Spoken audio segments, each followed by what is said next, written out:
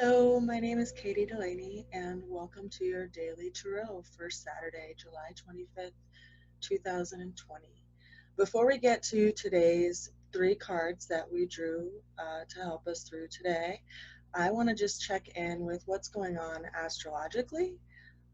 So let's just take a look here at our solar system.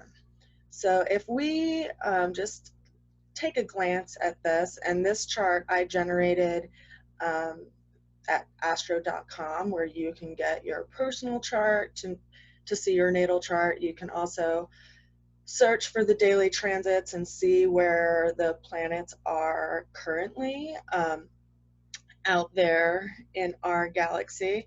So what I want to point out here that stands out to me is this grouping of these three planets out here.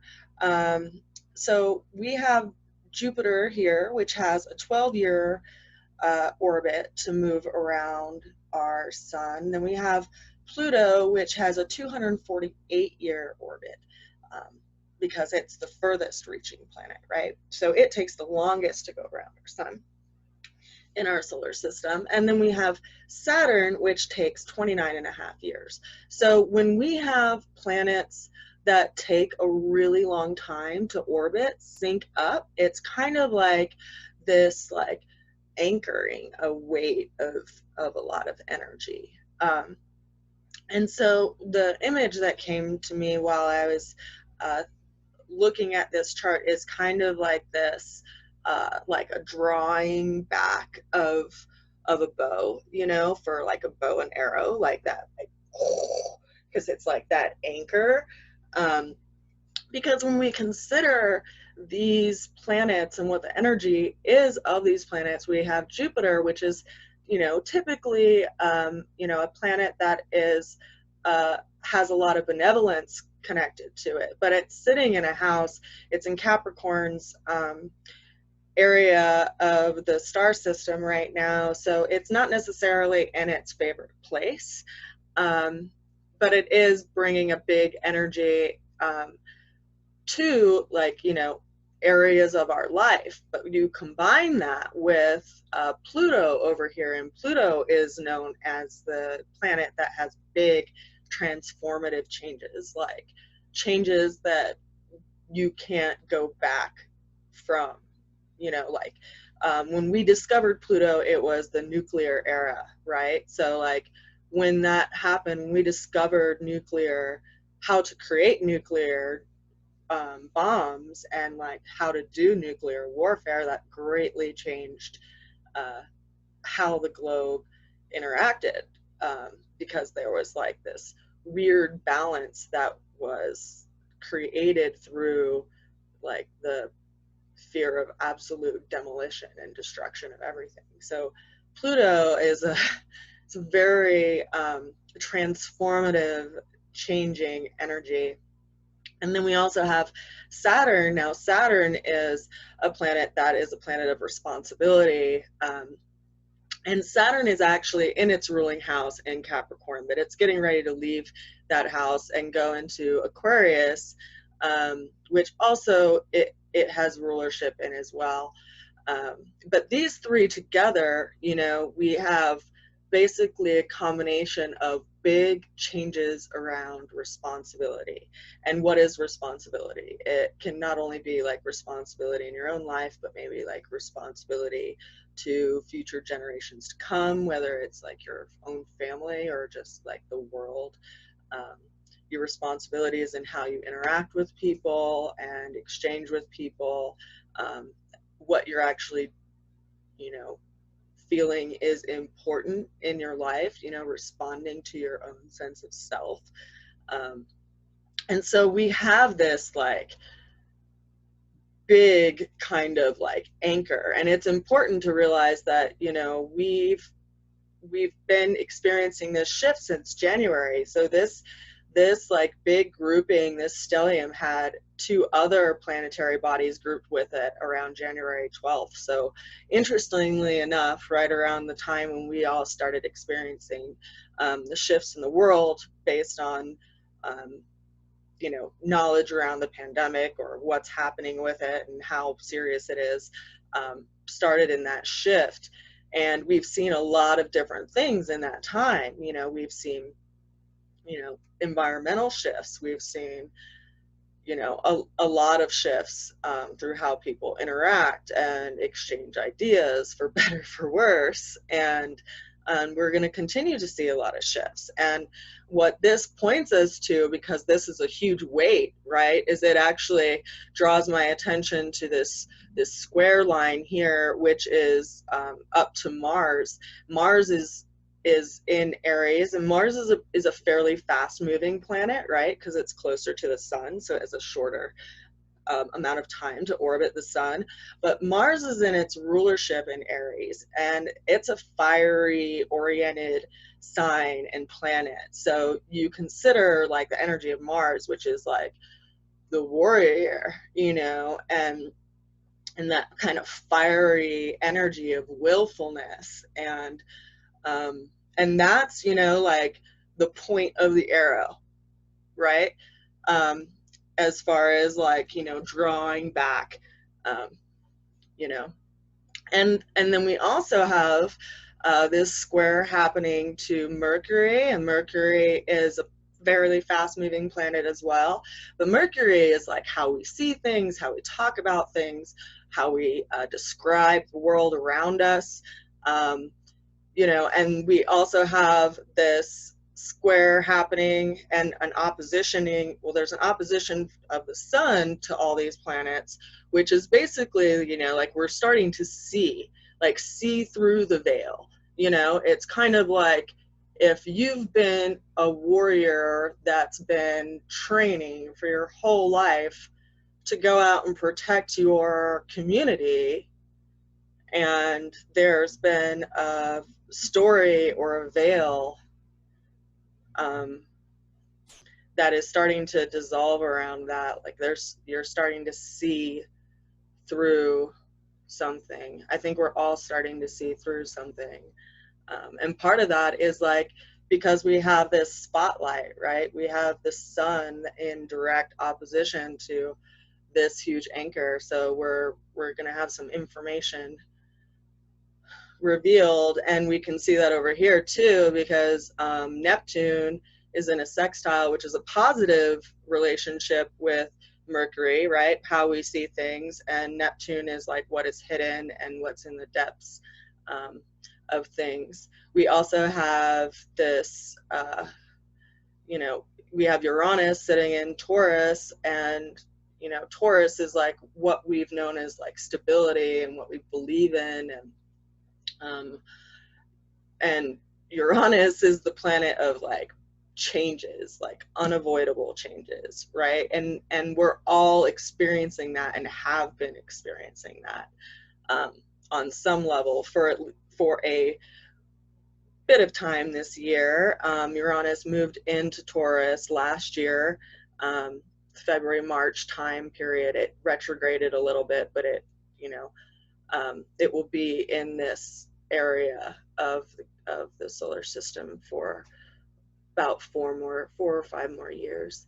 And so there are things, I guess what I'm trying to point out is like there are things happening astrologically that are big shifts that are happening to everybody. And so it's important to take that into consideration, that, you know, we're all going through this, we're all in this together, and to look out for each other and to support each other and to be kind to one another. And with that said, I want to jump into today's daily tarot. So I drew 3 cards for today, just for us to go through the energies of today. So the first card that we drew today is the Knight of Pentacles.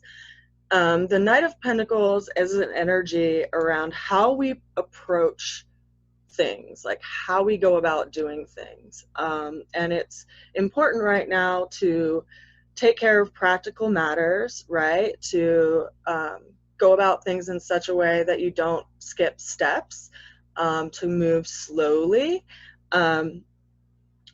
So the Tarot system has 78 different cards, and in those groupings, or in those cards, there's different groupings within that card system, and there's 4 knights, and all the knights have a horse pictured. And if you think of the knights as like the emotional way of like if the horse is like the emotional body, and the horse has all of its feet on the ground, it's very grounded and it wants to, you know, move slowly and be practical. And the pentacle is, you know, what we value. It's the body, it's practical matters, it's physical material things. So, you know, what's important today is to actually, you know, focus on taking care of practical matters and things that you need to just devote some very thorough attention to, like without skipping steps.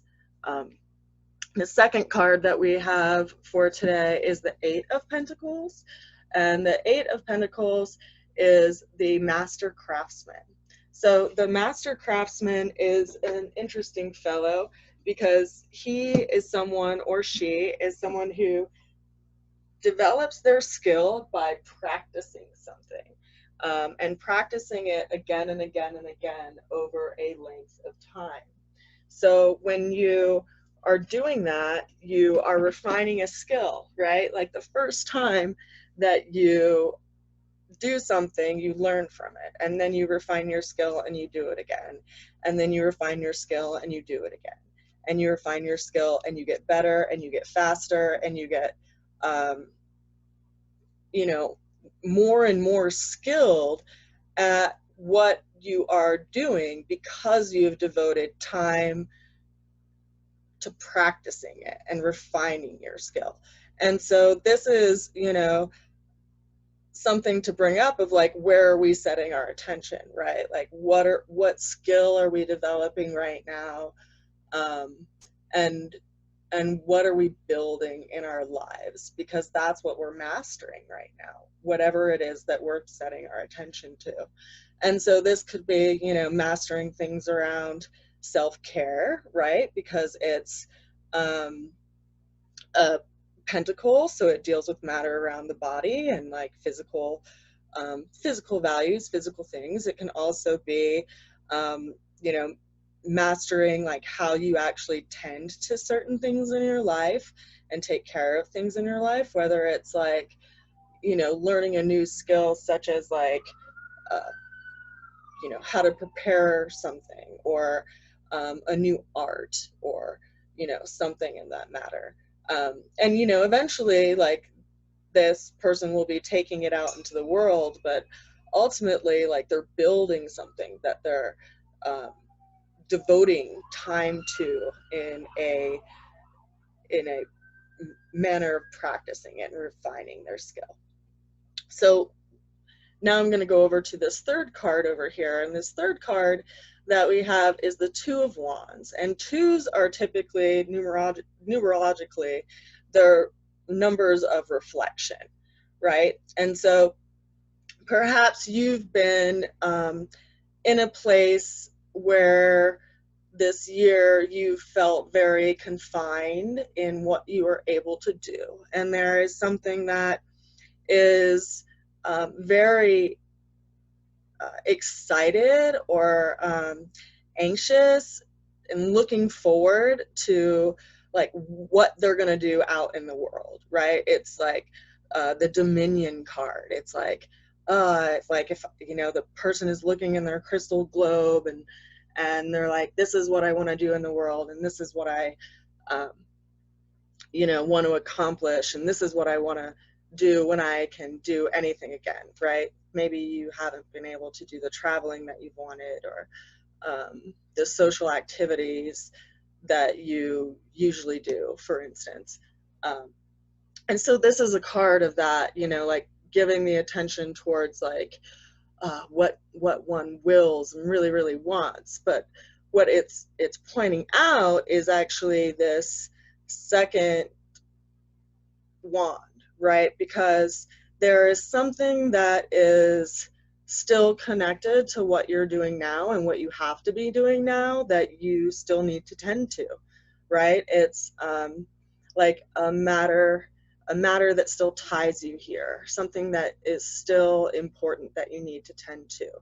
And, you know, for what it's worth, as frustrating as it can be to not be able to like do all the things that we maybe could have done last year or what we perceived that we would have been able to do this year, there is a kind of interesting like gift in us getting time to tend to things that we need to, that are right immediately around us.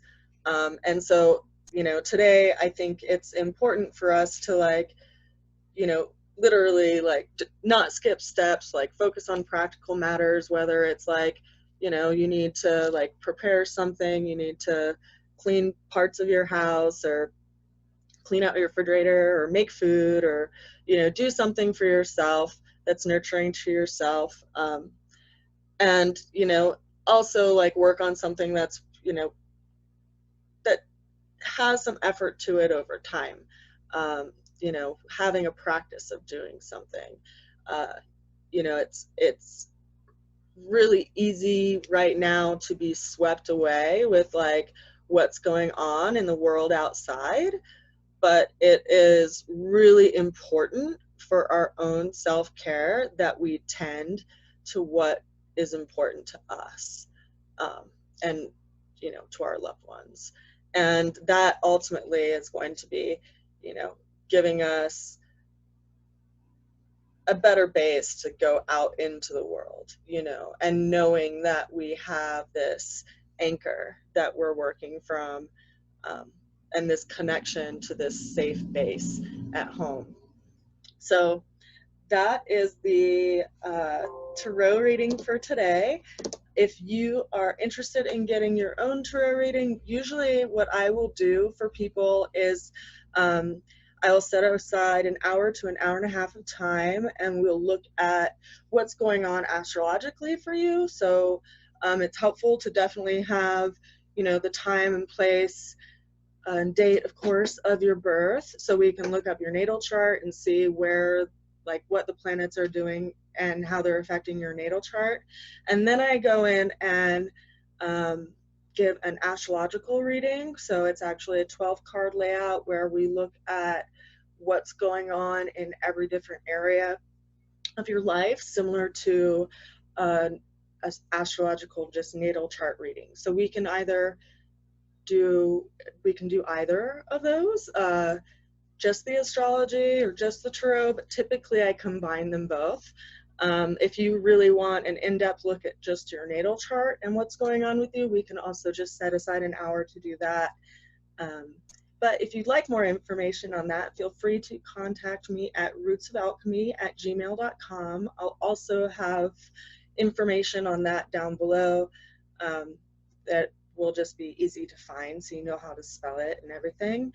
The cards that I read with, I drew. I originally started apprenticing with someone in the early 2000s, and they invited me to draw a tarot deck. And so the first deck I drew was the Rider-Waite deck, because I wanted to understand the system and why certain colors and imagery was used for specific messages. And then this deck, which is the second deck that I've drawn, is kind of a hybrid of a few different decks that I liked the imagery of, and some different impressions that I've had in my life, just, you know, after working with the tarot system and the messages of that card and kind of how the imagery showed up in my life. So if you're interested in a reading, just reach out and let me know. Otherwise, I hope you got some usefulness out of the reading today, and it inspired you to maybe just go easy on yourself, take it slow, consider self-care a daily practice, you know, and know that one day you will be able to get out there and do all the different things, but to not beat yourself up over it when some things are out of your control. So I send you so much love and many blessings today, and I will be reaching out again to you tomorrow. Much love.